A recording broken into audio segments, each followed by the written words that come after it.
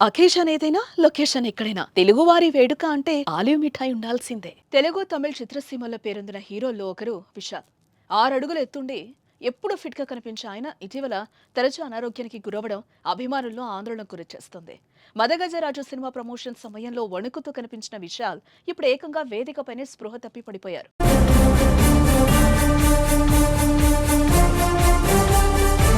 తమిళనాడులోని విల్లుపురంలో కూవాకం కూంతాడవర్ దేవాలయ ఉత్సవం సందర్భంగా తిరునంగేవుల అలికి పోటీ నిర్వహించారు. ఈ కార్యక్రమానికి కోలీవుడ్ స్టార్ హీరో విశాల్ ముఖ్య అతిథిగా హాజరయ్యారు.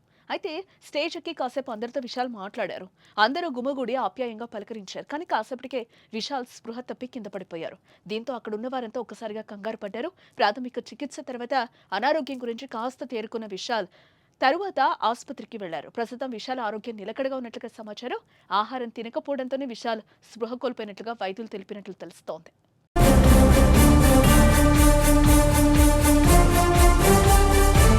గతంలో మదగజరాజు ప్రీ ప్రమోషన్ కార్యక్రమం నుంచి విశాల్ ఆరోగ్య పరిస్థితిపై కలవరం మొదలైంది. ఆ కార్యక్రమంలో విశాల్ను చూసి అంతా అవాక్కయ్యారు. చాలా నీరసంగా డిఫరెంట్ లుక్ లో వణికిపోతూ విశాల్ కనిపించారు. నడవడానికి మరొకరి సాయం తీసుకున్నారు ఆయన. అలాగే మైక్ పట్టుకుని మాట్లాడేందుకు కూడా విశాల్ ఆ సమయంలో ఇబ్బంది పడ్డారు. వైరల్ ఫీవర్ తోనే విశాల్ నీరసంగా ఉన్నారని వైద్యులు ప్రకటించడంతో అభిమానులు అప్పుడు ఊపిరి పీల్చుకున్నారు. కానీ మళ్ళీ ఇప్పుడు స్పృహ తప్పి పడిపోవడంతో అసలు విశాల్కి ఏమైంది, ఎందుకు ఇలా అయిపోతున్నారు, ఏదైనా హెల్త్ ప్రాబ్లం ఉందా అనే టెన్షన్ పడుతున్నారు అభిమానులు.